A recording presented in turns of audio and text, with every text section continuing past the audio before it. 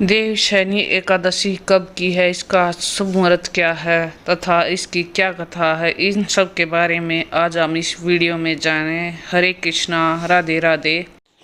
श्री हरिशयनी एकादशी को सनातन धर्म में अत्यंत पवित्र और महत्वपूर्ण व्रत माना जाता है। इस दिन भगवान श्री हरि विष्णु क्षीर सागर में योग निद्रा में प्रवेश करते हैं और इसी दिन से चातुर्मास का शुभारंभ भी होता है।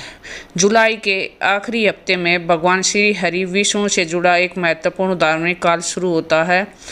आषाढ़ शुक्ल पक्ष की एकादशी, जिसे देवशयनी या श्री हरिशयनी एकादशी के नाम से जाना जाता है, इसी दिन से चातुर्मास का शुभारंभ होता है। धार्मिक मान्यता के अनुसार इस अवधि में मांगलिक कार्यों पर विराम लगता है तथा साधना, भक्ति, जप, दान, व्रत और विशेष महत्व बढ़ जाता है। अब जानते हैं कि इस एकादशी का शुभ मुहूर्त क्या है। एकादशी जो है 24 जुलाई सुबह 10:09 से शुरू होगी और समाप्त होगी 25 जुलाई 11:57 तक, और इसका पारण समय रहेगा 26 जुलाई को द्वादशी तिथि में सूर्योदय के बाद हरिवासर समाप्त होने पर किया जाएगा, जिसका शुभ मुहूर्त है 5:39 से लेकर सुबह 8:22 तक रहेगा। हिंदू धर्म में इस एकादशी को हरिशयनी या आषाढ़ी एकादशी भी कहते हैं। इसी दिन से चातुर्मास आरंभ होता है। इन 4 महीनों में विवाह, गृह प्रवेश, मुंडन जैसे मांगलिक कार्य आमतौर पर नहीं किए जाते। चातुर्मास को अशुभ समय नहीं माना जाता, बल्कि साधना, संयम और आत्मचिंतन का विशेष काल है। वर्षा ऋतु के इन महीनों में प्राचीन समय में ही ऋषि मुनि एक स्थान पर रहकर जप, तप, स्वाध्याय और प्रवचन करते थे। भगवान विष्णु का योग निद्रा में जो हमें भी यह संदेश देता कि जीवन की भागदौड़ कुछ समय निकालकर अपने भीतर जाके और आध्यात्मिक उन्नति पर ध्यान दें। पद्म पुराण और भविष्योत्तर पुराण में इस एकादशी का विशेष महत्व बताया गया है। मान्यता है कि इस दिन श्रद्धा से व्रत और पूजा करने पर अनेक यज्ञों के बराबर पुण्य मिलता है। भगवान श्री कृष्ण ने भी धर्मराज युधिष्ठिर को इस व्रत का महत्व बताते हुए इसे मोक्षदायी बताया था। आषाढ़ मास की शुक्ल पक्ष को होने वाली एकादशी से दिन भगवान विष्णु की पूजा करने के साथ साथ अंत में इस व्रत कथा का पाठ करना महत्वपूर्ण माना जाता है। आइए जानते हैं देवशयनी एकादशी की संपूर्ण कथा। देवशयनी एकादशी के दिन भगवान विष्णु की विधिवत पूजा करने के साथ इस व्रत का पाठ करना लाभकारी माना जाता है। भविष्योत्तर पुराण के एकादशी के महत्व को बताते हुए श्री कृष्ण जी ने युधिष्ठिर को आषाढ़ शुक्ला की देवशयनी एकादशी के प्रसंग में इस कथा को सुनाया था। आइए जानते देवशयनी एकादशी की व्रत कथा। धर्मराज युधिष्ठिर श्री कृष्ण से कहते हैं कि हे केशव, आषाढ़ शुक्ल एकादशी का नाम क्या है, इस व्रत के करने की क्या विधि है।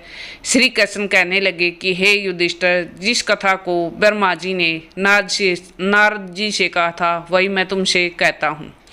एक समय नारद जी ने ब्रह्मा जी से यही प्रश्न किया था कि तब ब्रह्मा जी ने उत्तर दिया कि हे नारद, तुमने कलियुगी जीवों के उद्धार के लिए बहुत उत्तम प्रश्न किया है, क्योंकि देवशयनी एकादशी का व्रत सब व्रतों में उत्तम है। इस व्रत के समस्त पाप नष्ट हो जाते हैं और मनुष्य इस व्रत को नहीं करते हुए नरकगामी होते हैं। इस व्रत के करने से भगवान विष्णु प्रसन्न होते हैं। अब मैं तुमसे एक पौराणिक कथा सुनाता हूँ, तुम ध्यान लगाकर सुनो। सूर्यवंश में मानधाता नाम का एक चक्रवर्ती राजा हुआ, जो सत्यवादी और महान प्रतापी था। वह अपनी प्रजा का पुत्र की भांति पालन किया करता था। उसकी सारी प्रजा धन धान्य से भरपूर और सुखी थी। उसके राज्य में कभी अकाल नहीं पड़ता था। एक समय राजा के राज्य में 3 वर्ष तक वर्षा नहीं हुई, अकाल पड़ गया। प्रजा अन्न की कमी के कारण अत्यंत दुखी हो गई। अन्न के न होने से राज्य में यह गादी भी बंद हो गई। एक दिन राजा के पास जाकर कहने लगे कि हे राजा, सारी प्रजा त्राहि त्राहि पुकार रही है, क्योंकि समस्त विश्व की सृष्टि का कारण वर्षा है। वर्षा के अभाव से अकाल पड़ गया है और अकाल से प्रजा मर रही है। इसलिए हे राजन, कोई ऐसा उपाय बताओ जिससे प्रजा का कष्ट दूर हो। राजा मानधाता कहने लगे कि आप लोग ठीक कह रहे हैं, वर्षा से ही अन्न उत्पन्न होता है और आप लोग वर्षा न होने से अत्यंत दुखी हो गए। मैं आप लोगों के दुखों को समझता हूँ। ऐसा कहकर राजा कुछ सेना अपने साथ लेकर वन की तरफ चल दिया। वह अनेक ऋषियों के आश्रम में भ्रमण करता हुआ अंत में ब्रह्मा जी के पुत्र अंगिरा ऋषि के आश्रम में पहुंचा। वहां राजा ने घोड़े से उतरकर अंगिरा ऋषि को प्रणाम किया। मुनि ने राजा को आशीर्वाद देकर कुशल क्षेम किए पश्चात उनसे आश्रम में आने का कारण पूछा। राजा ने हाथ जोड़कर विनीत भाव से कहा, हे भगवान, सब प्रकार से धर्म पालन करने पर भी मेरे राज्य में अकाल पड़ गया है। इससे प्रजा अत्यंत दुखी है। राजा के पापों के प्रभाव से प्रजा को कष्ट होता है, ऐसा शास्त्रों में कहा गया है। जब मैं धर्मानुसार राज्य करता हूँ तो मेरे राज्य में अकाल कैसे पड़ गया, इसका कारण का पता मुझको अभी तक नहीं चल सका। अब मैं आपके पास इसी संदेह की निवृत्ति कराने के लिए आया हूँ। कृपया करके मेरे इस संदेह को दूर कीजिए, साथ ही राजा के कष्ट को दूर करने का कोई उपाय बताइए।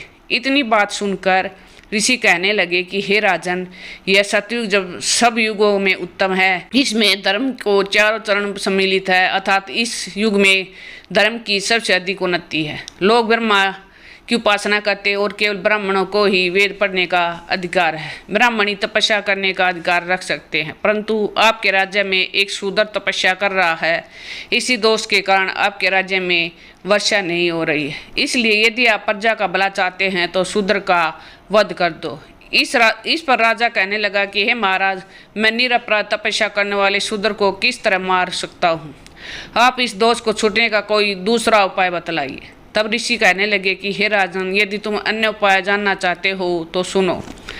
आषाढ़ मास के शुक्ल पक्ष की पद्मा नाम की एकादशी विधि पूर्वक व्रत करो। व्रत के प्रभाव से तुम्हारे राज्य में वर्षा होगी और प्रजा सुख प्राप्त करेगी, क्योंकि इस एकादशी का व्रत सब सिद्धियों को देने वाला और समस्त उपद्रव का नाश करने वाला है। इस एकादशी का व्रत तुम प्रजा, सेवक और मंत्रियों सहित करो। मुनि के इस वचन को सुनकर राजा अपने नगर को वापस आया और विधि पूर्वक देवशयनी एकादशी का व्रत किया। उस व्रत के प्रभाव से वर्षा हुई और प्रजा का सुख पहुंचा। अतः इस मास की एकादशी के व्रत सब मनुष्यों को करना चाहिए। यह व्रत इस लोक में भोग और परलोक में मुक्ति देने वाला है। इस कथा को पढ़ने और सुनने से मनुष्य के समस्त पाप नष्ट हो जाते हैं और मोक्ष को प्राप्त होते हैं। शयनी एकादशी में यह सिखाती है कि जीवन केवल भौतिक सुखों के लिए नहीं बल्कि आत्मिक शांति और साधना के लिए भी है। जब भगवान स्वयं योग निद्रा में जाते हैं तो यह संकेत होता है कि इंसान भी कुछ समय अपने भीतर जागकर अपने विचारों और कर्मों को सुधारने का प्रयास करे। सच्चा व्रत केवल भोजन त्यागना नहीं बल्कि मन में दया, वाणी में मधुरता और कर्मों में ईमानदारी लाना है। ये भगवान विष्णु की सच्ची उपासना मानी जाती है। अगर आपको यह वीडियो पसंद आई हो तो प्लीज़ लाइक, शेयर और सब्सक्राइब कीजिए। अपने शास्त्रों का ज़्यादा से ज़्यादा प्रचार कीजिए। यही एक सच्ची भक्ति और सच्चा व्रत और सच्चा भगवान के प्रति प्रेम है। राधे राधे।